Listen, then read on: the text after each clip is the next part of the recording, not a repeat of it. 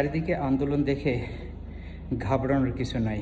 যদি একটু সূক্ষ্মভাবে চিন্তা করা যায় তাহলে দেখা যায় যে প্রত্যেকটা আন্দোলনের তারা যে দাবি দাওয়াগুলো পেশ করছে অনেকগুলাই হচ্ছে খুবই ভ্যালিড। তো আমার কাছে মনে হয় যে তারা দীর্ঘদিন বিভিন্ন ডিপার্টমেন্ট বা বিভিন্ন কর্মস্থলে যে ধরনের অরাজকতা ছিল আস্তে আস্তে এগুলো সব বেরিয়ে আসবে।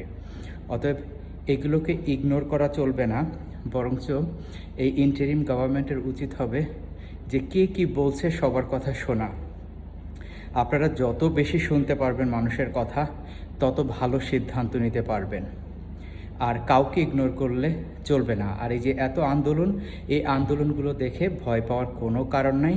এটা একটা পজিটিভ দিক যে এখন বাক স্বাধীনতা আসছে, মানুষ আসলে স্বাধীনভাবে কথা বলতে পারে। এর থেকে চমৎকার আর কী হতে পারে যে মানুষ এখন রাস্তায় তাদের কথা বলতে পারে।